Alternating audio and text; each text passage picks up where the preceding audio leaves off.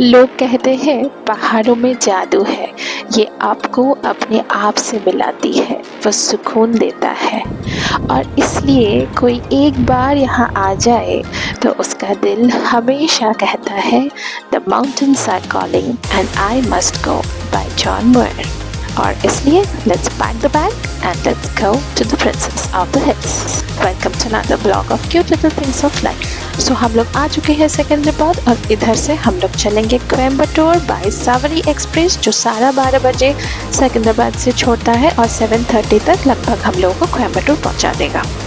Train journey थोड़ा लंबा हो सकते हैं पर गर्मा गर्म चाय, बारिश, धूप और पहाड़ों के बीच से जाते हुए ये आपको अच्छे से प्रॉपर टाइम में कोयम्बटूर पहुंचा देगा। कोडाईकनाल पहुंचते ही उधर हमारे लिए एक कार वेट कर रहा था जो हम लोग रेंटल ऐप से बुक किए थे for the whole Kodaikanal trip. Coimbatore से कोडाईकनाल का सफ़र लगभग 4 घंटे का है, इसलिए हम लोगों को बीच में एक अच्छा सा ब्रेकफास्ट प्लेस देख के उधर ही बैठ के हम लोग खाना वाना खा लिए।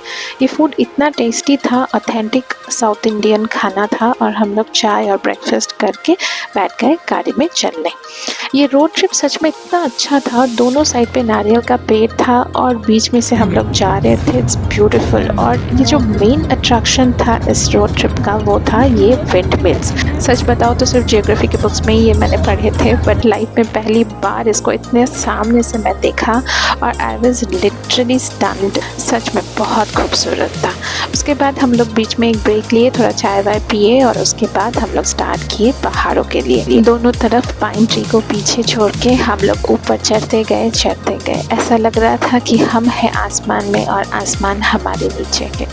ये बीच में और एक स्टॉप था जहाँ पे हम लोग रुके थे थोड़ी देर के लिए क्योंकि बहुत ऊपर उठने में थोड़ा वॉमिटिंग नौशिया होता है। और इधर अजीब अजीब सा फ्रूट हम लोगों को देखने को मिला जो हम लोग पहले कभी नहीं देखे थे। कोडाईकनाल सी लेवल से अराउंड 2000 मीटर ऊपर है और इसको प्रिंसेस ऑफ द हिल्स कहा जाता है इसकी ब्यूटी की वजह से। और मेरा मानो तो monsoon is the best time to visit the place क्योंकि इस टाइम पे चारों तरफ लश ग्रीन होता है और आसमान तो मानो जैसे आपके पैरों तले आ जाते हैं।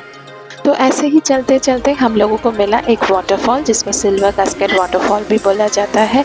सच बताऊं तो ये बहुत बड़ा तो नहीं था लेकिन बहुत खूबसूरत था। इसके आसपास भी एकदम लश ग्रीन था और बहुत ब्यूटीफुल था। सब लोग फ़ोटो खिंचा रहे थे तो हम भी सोचे 2-3 फ़ोटो खिंचा लेते हैं। दाथोई बहुत एक्साइटेड थी क्योंकि उसके लिए ये पहला वाटरफॉल था जो उसने देखा था। फिर हम निकल पड़े अपने रिजॉर्ट पे। हम लोग रुके थे चेरी ब्लॉसम रिजॉर्ट पे जो नॉर्मल सिटी लेवल से बहुत ऊपर था और इसीलिए इसका व्यू भी बहुत खूबसूरत है। थोड़ा सा सीढ़ी से ऊपर चढ़ के ये एक्चुअल प्लेस है जहाँ पे रूम्स है और एक बहुत लंबा सा लॉन है जहाँ पे सीटिंग अरेंजमेंट है। इधर बैठ के आप घंटों बाहर देख सकते हो और इधर इतने सारे डिफरेंट फ्लावर्स है जो सच में इस प्लेस को इतना ब्यूटीफुल बना रहा था कि मैं क्या ही बताऊँ। और पहाड़ों का खेल देखो, कभी बारिश कभी छाँव चलता ही रहता है। फिर रूम पे घुसते ही हमारे बालकनी का व्यू दिखाना तो बनता ही बनता है क्योंकि इसी के लिए हम लोग ये रिजॉर्ट बुक किए थे। Literally beautiful. सच बताओ तो मैं एक बीच लवर थी लेकिन जब से ये माउंटेन्स में मैं आना शुरू की हूँ ऐसा लग रहा है नशा सा चढ़ गया है। फिर हम थोड़ा रेस्ट लेके निकल पड़े कोडाईकनाल लेक के लिए जो इधर का मेन अट्रैक्शन पॉइंट है और हम लोग स्टार्ट कर दिए बोटिंग जो इधर मेन एक्टिविटी है। ये कोडाईकनाल जो लेक है वो एक स्टार जैसा दिखता है और उसका 5 हैंड्स है और हर तरफ आप बोटिंग से घूम सकते हो। ये इतना ब्यूटीफुल है। दादी को बहुत मज़ा आ रहा था और बीच में एक फाउंटेन जैसा था और उसमें हम लोग थोड़ा भीग गए तो उसमें वो और ज़्यादा एक्साइटेड हो गई।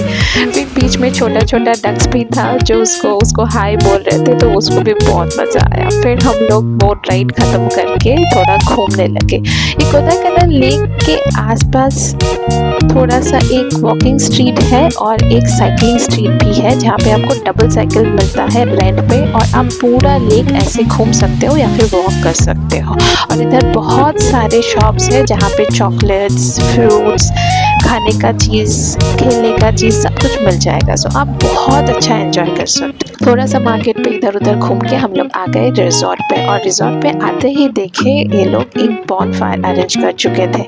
मौसम थोड़ा चिल था, अराउंड 12 डिग्री सेंटीग्रेड था, और इसमें ये बॉनफायर का मज़ा अलग ही था। साइड पे गाने भी चल रहे थे, तो बस और क्या, डांस तो बनता ही है। दाथो बहुत एक्साइटेड था और उसने अपना मम्मा पापा नाना नानी सबको नचा के छोड़ा है। और इतनी एक्साइटेड थी लड़की, पूरी दिन ट्रैवल करने के बाद थोड़ा सा भी टायर्डनेस नहीं दिखा मुझे उसके बाद। सच बताओ तो पहाड़ों में बॉनफायर बेस्ट पार्ट होता है, और देख ही सकते हो पूरा पहाड़ अंधेरे में घिर चुका है, छोटा छोटा लाइट्स है और बीच में ये बॉनफायर और उसके साथ एक कप चाय। वाह। बस फिर हम लोग डिनर कर लिए और फिर अपने कमरे पे जाके सो गए to prepare for the next day. Stay tuned for the next video. अगर आपको ये वीडियो अच्छा लगा तो please like share and subscribe, and don't miss the next video. Okay bye.